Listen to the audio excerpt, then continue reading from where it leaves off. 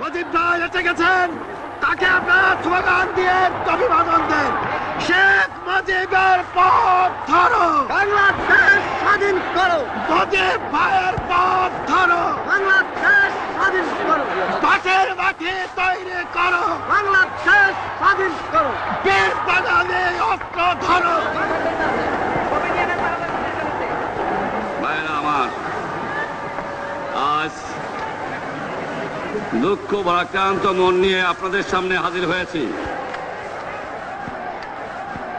আপনারা সবই জানেন এবং বোঝেন আমরা আমাদের জীবন দিয়ে চেষ্টা করেছি, কিন্তু দুঃখের বিষয় আজ ঢাকা, চট্টগ্রাম, খুলনা, রাজশাহী, রংপুরে আমার ভাইয়ের রক্তে রাজপথ রঞ্জিত হয়েছে। আজ বাংলার মানুষ মুক্তি চায়, বাংলার মানুষ বাঁচতে চায়, বাংলার মানুষ তারা আজ তার অধিকার চায়।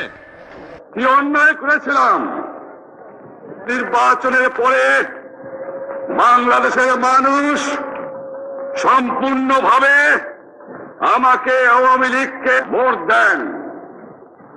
আমাদের ন্যাশনাল অ্যাসেম্বলি বসবে, আমরা সেখানে শাসনতন্ত্র তৈরি করব এবং এই দেশকে আমরা গড়ে তুলব। এদেশের মানুষ অর্থনৈতিক, রাজনৈতিক, সাংস্কৃতিক মুক্তি পাবে। কিন্তু দুঃখের বিষয়, আজ দুঃখের সঙ্গে বলতে হয় 23 বছরের করুণ ইতিহাস, বাংলার অত্যাচারের, বাংলার মানুষের রক্তের ইতিহাস, 23 বছরের ইতিহাস, মুমূর্ষ নরনারীর আত্মনাদের ইতিহাস, বাংলার ইতিহাস, এদেশের মানুষের রক্ত দিয়ে রাজপথ রঞ্জিত করার ইতিহাস। 1952 সালে রক্ত দিয়েছি, 1954 সালে নির্বাচনে জয়লাভ করেও আমরা গদিতে বসতে পারি নাই। 1958 সালে আইয়ুব খান মার্শাল ল জারি করে 10 বছর পর্যন্ত আমাদের গোলাম করে রেখেছে। 1967 সালে 6 দফার আন্দোলনে 7ই জুনে আমার ছেলেদের গুলি করে হত্যা করা হয়েছে। 1969 সালে আন্দোলনে আইয়ুব খানের পতন হওয়ার পরে যখন ইয়াহিয়া খান সাহেব সরকার নিলেন, তিনি বললেন দেশে শাসনতন্ত্র দেবেন, গণতন্ত্র দেবেন, আমরা মেনে নিলাম। তারপরে অনেক ইতিহাস হয়ে গেল, নির্বাচন হলো। আপনারা জানেন দোষ কি আমাদের? আজকে আমি প্রেসিডেন্ট ইয়াহিয়া খান সাহেবের সঙ্গে দেখা করেছি, আপনারা জানেন, আলাপ আলোচনা করেছি। আমি শুধু বাংলার নয়, পাকিস্তানের মেজরিটি পার্টির নেতা হিসাবে তাকে অনুরোধ করলাম 15 ফেব্রুয়ারি তারিখে আপনি জাতীয় পরিষদের অধিবেশন দেন। তিনি আমার কথা রাখলেন না, তিনি রাখলেন ভুট্টো সাহেবের কথা। তিনি বললেন প্রথম সপ্তাহে মাসে হবে, তিনি মানে নিলেন। আমরা বললাম ঠিক আছে, আমরা অ্যাসেম্বলিতে বসবো, আমরা আলোচনা করব। আমি বললাম বক্তৃতার মধ্যে, অ্যাসেম্বলির মধ্যে আলোচনা করব। এমনকি আমি এ পর্যন্ত বললাম যদি কেউ ন্যায্য কথা বলে, আমরা সংখ্যায় বেশি হলেও একজন যদিও সে হয়, তার ন্যায্য কথা আমরা মেনে নেব। যারা ভুট্টো সাহেব এখানে এসেছিলেন, আলোচনা করলেন, বলে গেলেন যে আলোচনার দরজা বন্ধ না, আরো আলোচনা হবে। তারপরে অন্য নেতৃত্বের সঙ্গে আলাপ করলাম, আপনারা আসুন বসি, আমরা আলাপ করে শাসনতন্ত্র তৈরি করি। তিনি বললেন পশ্চিম পাকিস্তানের মেম্বাররা যদি এখানে আসে তাহলে কসাইখানা হবে অ্যাসেম্বলি। তিনি বললেন যে যাবে তাকে মেরে ফেলে দেওয়া হবে।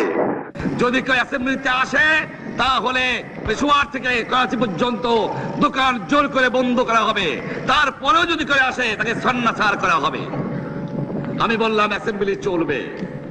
তারপরে হঠাৎ 1 তারিখে অ্যাসেম্বলি বন্ধ করে দেওয়া হলো। ইয়াহিয়া খান সাহেব প্রেসিডেন্ট হিসাবে অ্যাসেম্বলি ডেকেছিলেন, আমি বললাম যে আমি যাব। ভুট্টো সাহেব বললেন তিনি যাবেন না। 35 জন সদস্য পশ্চিম পাকিস্তানের থেকে এখানে আসলেন। তারপরে হঠাৎ বন্ধ করে দেওয়া হলো, দোষ দেওয়া হলো বাংলার মানুষকে, দোষ দেওয়া হলো আমাকে। বন্ধুকে দেওয়ার পরে দেশের মানুষ প্রতিবাদ মুখর হয়ে বসলো। আমি বললাম শান্তিপূর্ণভাবে আপনারা হরতাল পালন করেন। আমি বললাম আপনারা কল কারখানা সবকিছু বন্ধ করে দেন। জনগণ সাড়া দিল, আপন ইচ্ছায় জনগণ রাস্তায় বেরিয়ে পড়ল। তারা শান্তিপূর্ণভাবে সংগ্রাম চালিয়ে যাওয়ার জন্য স্থির প্রতিজ্ঞাবদ্ধ হলো। কি পেলাম আমরা? আমার পয়সা দিয়ে অস্ত্র কিনেছি বহিঃশত্রু আক্রমণ থেকে দেশকে রক্ষা করার জন্য। আজ সেই অস্ত্র ব্যবহার হচ্ছে আমার দেশের গরিব দুঃখিনী অস্ত্র মানুষের বিরুদ্ধে। তার বুকের উপরে হচ্ছে গুলি। আমরা পাকিস্তানের সংখ্যাগুরু, আমরা বাঙালিরা যখনই ক্ষমতায় যাওয়ার চেষ্টা করেছি, যখনই এদেশের মালিক হবার চেষ্টা করেছি, তখনই তারা আমাদের উপর ঝাঁপিয়ে পড়েছেন। তারা আমাদের ভাই। আমি বলেছি তাদের কাছে এই কথা যে আপনারা কেন আপনার ভাইয়ের বুকে গুলি মারবেন? আপনাদের রাখা হয়েছে যদি বহিঃশত্রু আক্রমণ করে তার থেকে দেশকে রক্ষা করার জন্য। তারপরে উনি বললেন যে আমার নামে বলেছেন, আমি নাকি বলে স্বীকার করেছি যে 10 তারিখে রাউন্ড টেবল কনফারেন্স হবে। আমি উনাকে একথা বলে দেবার চাই, আমি তাকে তা বলি নাই। টেলিফোনে আমার সঙ্গে তার কথা হয়। তাকে আমি বলেছিলাম, জনাব ইয়াহিয়া খান সাহেব, আপনি পাকিস্তানের প্রেসিডেন্ট, দেখে যান, ঢাকায় আসেন কিভাবে আমার গরিবের উপরে, আমার বাংলার মানুষের বুকের উপরে গুলি করা হয়েছে, কি করে আমার মায়ের কোল খালি করা হয়েছে, কি করে মানুষকে হত্যা করা হয়েছে। আপনি আসুন, দেখুন, বিচার করুন, তারপরে আপনি ঠিক করুন। আমি এই কথা বলেছিলাম। আমি তো অনেক আগে বলেছি কিসের আসতেছি, তার সঙ্গে বসবো, যারা আমার মানুষের বুকে রক্ত নিয়েছে তাদের সঙ্গে বসবো। আমার সঙ্গে পরামর্শ না করে বা আমাদের সঙ্গে আলোচনা না করে 5 ঘন্টা গোপনে বৈঠক করে যে বক্তৃতা তিনি করেছেন এবং যে বক্তৃতাগুলি অ্যাসেম্বলি করেছেন, সমস্ত দোষ তিনি আমার উপরে দিয়েছেন, বাংলার মানুষের উপরে দিয়েছেন। আমি পরিষ্কার মিটিংয়ে বলেছি যে এবারের সংগ্রাম আমার মুক্তির সংগ্রাম, এবারের সংগ্রাম স্বাধীনতার সংগ্রাম। আমার 25 তারিখে অ্যাসেম্বলি কল করেছে, রক্তের দাগ শুকায় নাই। আমি 10 তারিখে বলে দিয়েছি যে ওই শহীদের রক্তের উপর দিয়ে পাড়া দিয়ে আরটিসিতে মুজিবুর রহমান যোগদান করতে পারে না। অ্যাসেম্বলি কল করেছেন, আমার দাবি মানতে হবে। প্রথম, সামরিক আইন মার্শাল ল উড্র করতে হবে। সমস্ত সামরিক বাহিনীর লোকদের ব্যারাকে ফেরত দিতে হবে। যেভাবে হত্যা করা হয়েছে তার তদন্ত করতে হবে। আর জনগণের প্রতিনিধির কাছে ক্ষমতা হস্তান্তর করতে হবে। তারপরে বিবেচনা করে দেখব আমরা অ্যাসেম্বলিতে বসতে পারবো কি পারবো না।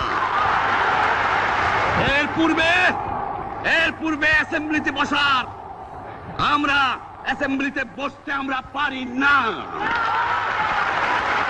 জনগণ সে অধিকার আমাকে দেয় নাই। ভাইয়েরা আমার, তোমরা আমার উপর বিশ্বাস আছে? আমি প্রধানমন্ত্রিত্ব চাই না, আমরা দেশের মানুষের অধিকার চাই।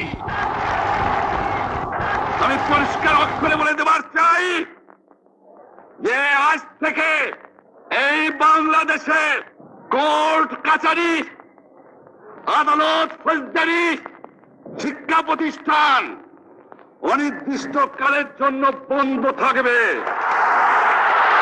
গরিবের যাতে কষ্ট না হয়, যাতে আমার মানুষ কষ্ট না করে, সেই জন্য সমস্ত অন্য জিনিসগুলো আছে সেগুলোর হরতাল কাল থেকে চলবে না। রিক্সা ঘোড়াগাড়ি চলবে, রেল চলবে, লঞ্চ চলবে।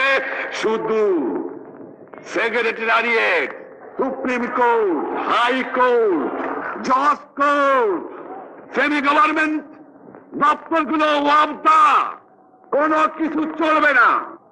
28 তারিখে কর্মচারীরা যে বেতন নিয়ে আসবেন,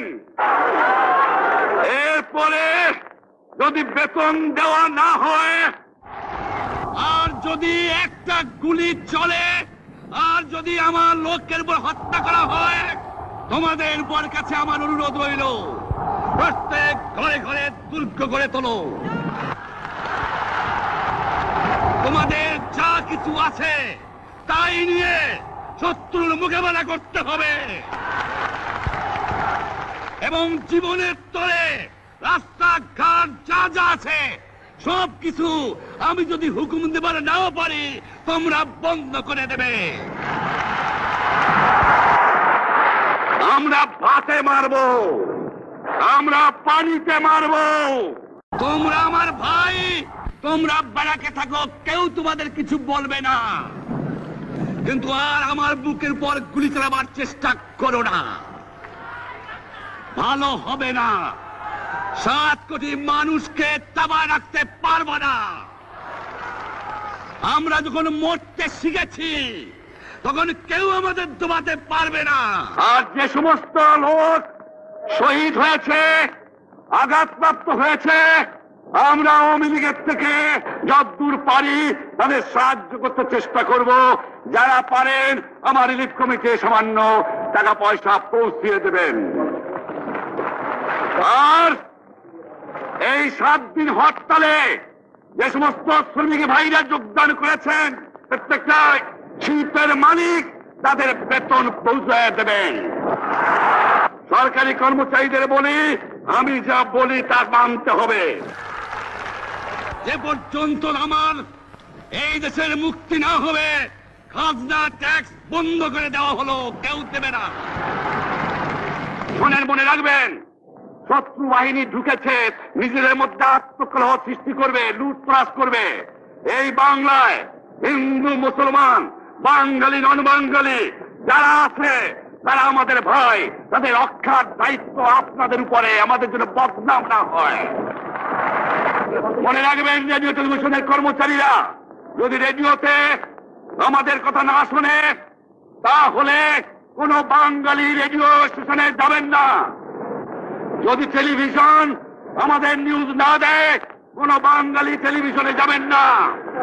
2 ঘন্টা ব্যাংক খোলা থাকবে, যাতে মানুষ তাদের মায়নাপত্র নেবার পারে, কিন্তু পূর্ব বাংলার থেকে পশ্চিম পাকিস্তানে 1 পয়সাও চালান হতে পারবে না। টেলিফোন টেলিগ্রাম আমাদের এই পূর্ব বাংলায় চলবে, এবং বিদেশের সঙ্গে নিউজ পাঠালে আপনারা চালাবেন, কিন্তু যদি এই দেশের মানুষকে খতম করার চেষ্টা করা হয়, বাঙালিরা বুঝে শুনে কাজ করবেন।